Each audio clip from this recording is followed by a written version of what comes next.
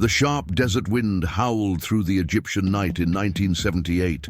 Under the faint moonlight, the sand swirled into tiny storms as a group of looters made their way through forgotten ruins, guided by nothing but greed and the hope of striking it rich. They rummaged through an ancient archaeological site, digging through tombs and hidden caves buried beneath layers of centuries-old dust. To them, it was just another job. Grab some old artifacts and sell them on the black market. Little did they know, they were about to stumble upon one of the greatest secrets in the history of Christianity. One of the men, wrapped in a tattered cloak, stepped into a small cave concealed between the rocks. His sharp eyes scanned every inch of the damp walls, searching for anything of value. That's when he noticed a crack in the ground. His heartbeat quickened. With trembling hands, he started digging, removing chunks of stone and sand, until he uncovered something unusual, an ancient papyrus codex, wrapped in aged, fragile leather. Faded letters covered its pages, written in a language he couldn't understand. He called his companions, who quickly gathered around. None of them had a clue what this book contained, but one thing was clear: it had to be worth a fortune. Without wasting time, they stuffed the manuscript into a cloth bag and hurried off to sell it on the black market. The codex changed hands, passing through greedy collectors and smugglers, collecting dust in vaults for years before finally ending up in the hands of scholars who would decipher its contents. What did these ancient scrolls reveal? Why had they been hidden for centuries? What researchers uncovered would shake the world forever? The manuscript, forgotten in vaults and shelves for years, finally reached scholars in the early 2000s. After careful analysis, they discovered something completely unexpected: a lost gospel written nearly 1,700 years ago. Experts confirmed that the text was written in Coptic, a language derived from ancient Egyptian, and was likely a translation of an even older document dating back to the 2nd century AD. But the most shocking discovery was the title, The Gospel of Judas. Just the mention of that name was enough to raise disturbing questions. Up until that point, Judas Iscariot had been known as nothing more than the ultimate traitor, the man who sold out Jesus for 30 pieces of silver. But as the scholars translated the pages, they realized that this version of events was completely different from what had been taught for centuries. The Gospel of Judas told a story that challenged the very foundation of traditional Christianity. According to this manuscript, Judas wasn't a villain. He was actually Jesus' closest and most faithful disciple. The text described a private conversation between the two, where Jesus revealed a hidden plan. He needed to be handed over to the authorities because his death was essential for the redemption of the world. In other words, Judas didn't betray Jesus out of greed or demonic influence. He did it out of obedience to his master. This revelation sent shockwaves through the academic world. If this gospel was authentic, it would mean that for centuries, the Catholic Church had promoted a distorted version of Christ's story. But then, a crucial question arose. If this gospel had existed since the 2nd century, why had it vanished for so long?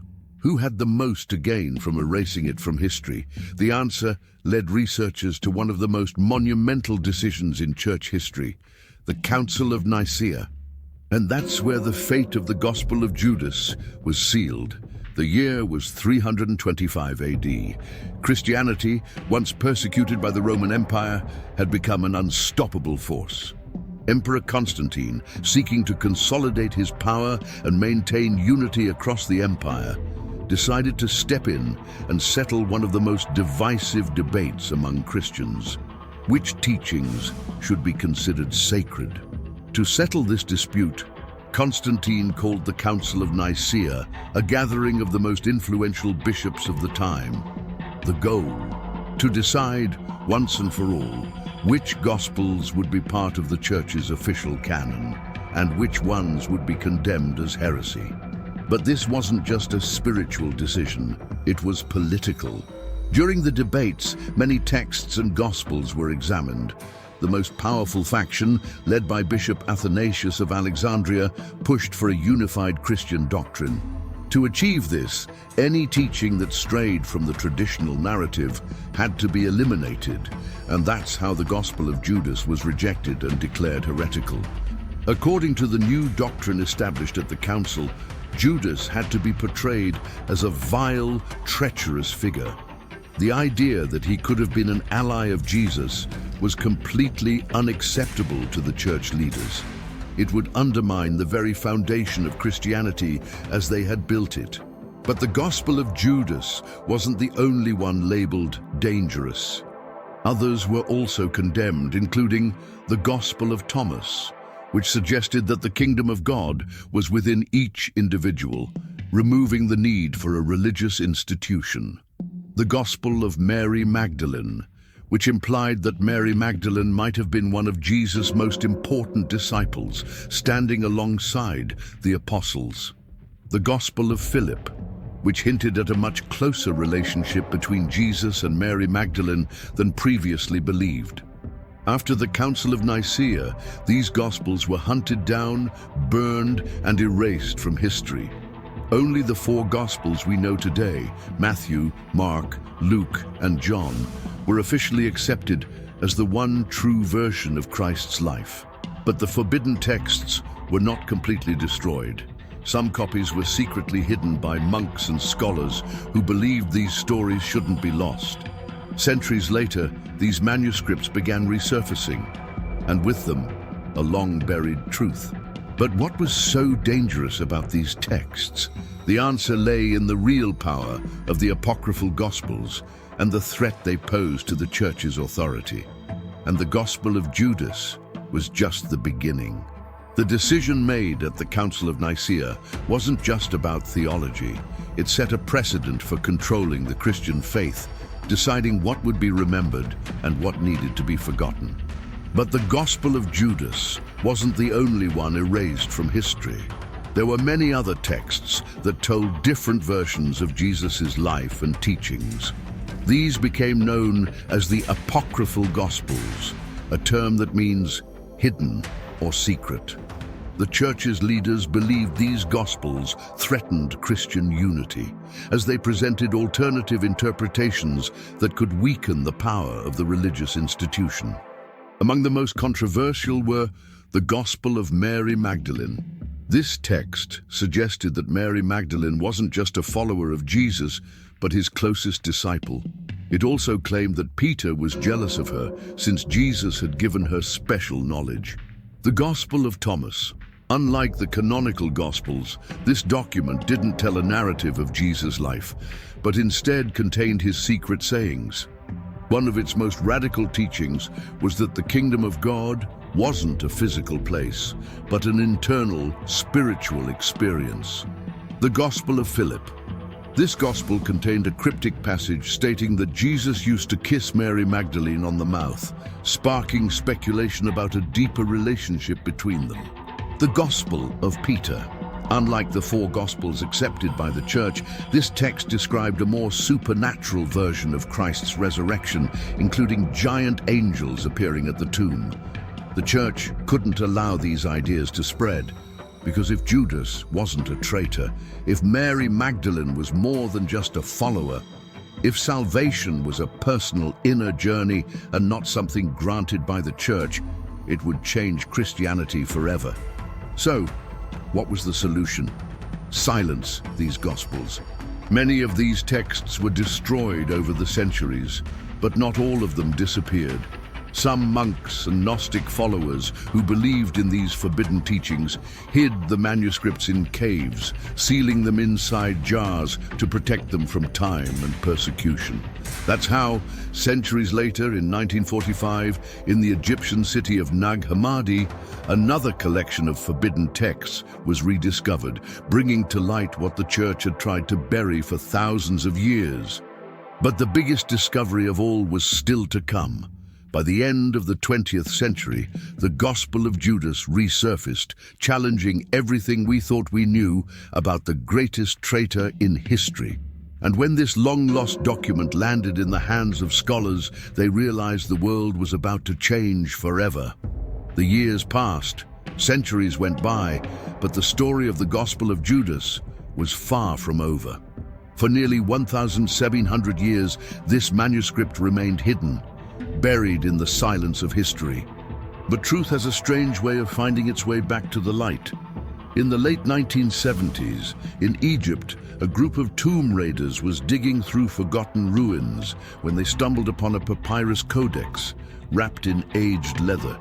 Not realizing what they had found, they sold it on the black market. The manuscript changed hands multiple times. Wealthy collectors bought it without grasping its true value.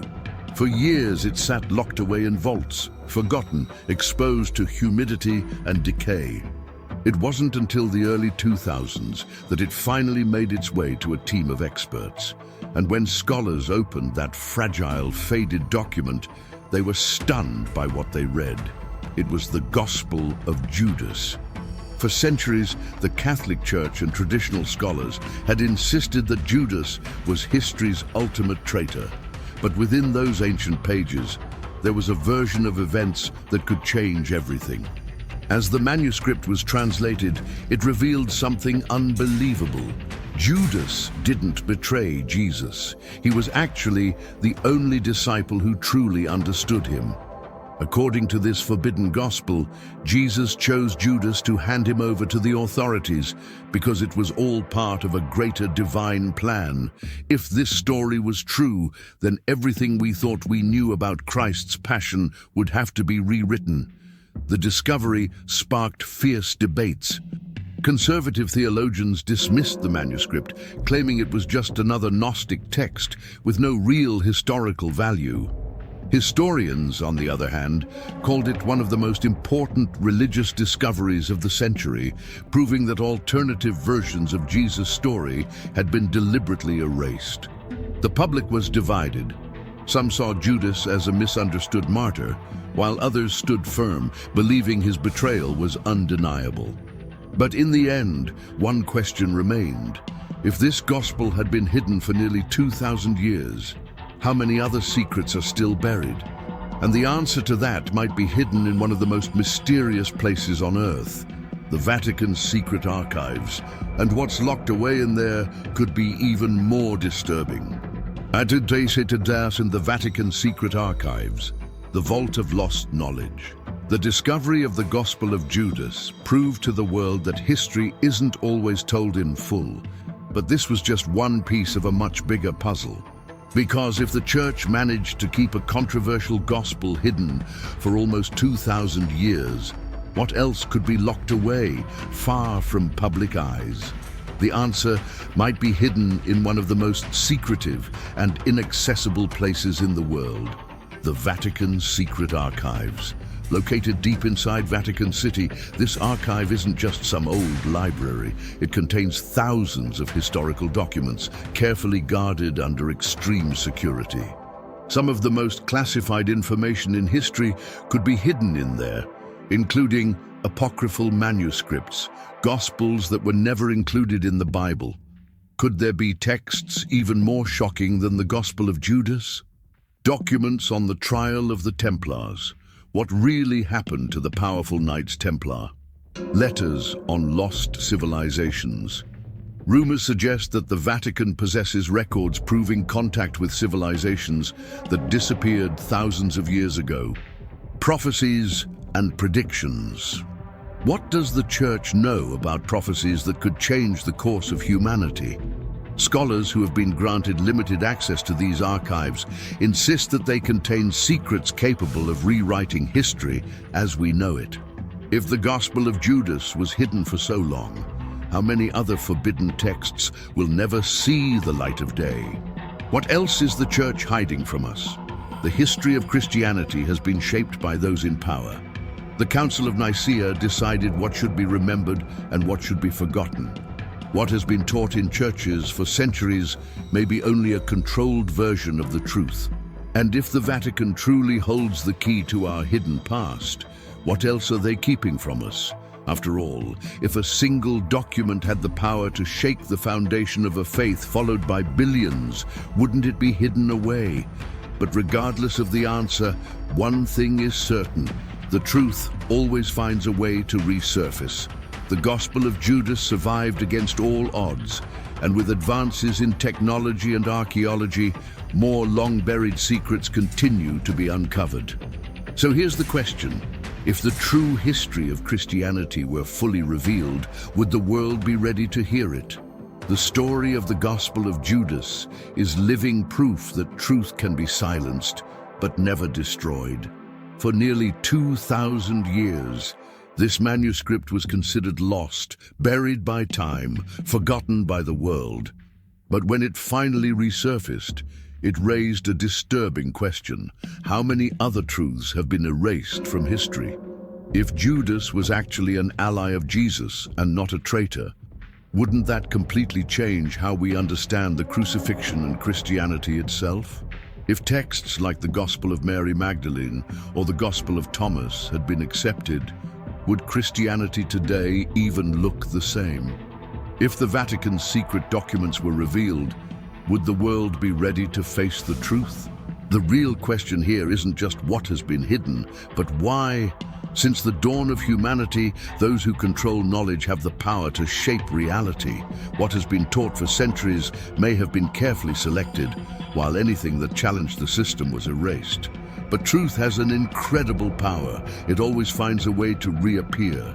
The Gospel of Judas wasn't the first buried secret, and it sure as hell won't be the last. But what about you? Now that you know this story, what do you think? Do you believe there are still hidden gospels waiting to be uncovered?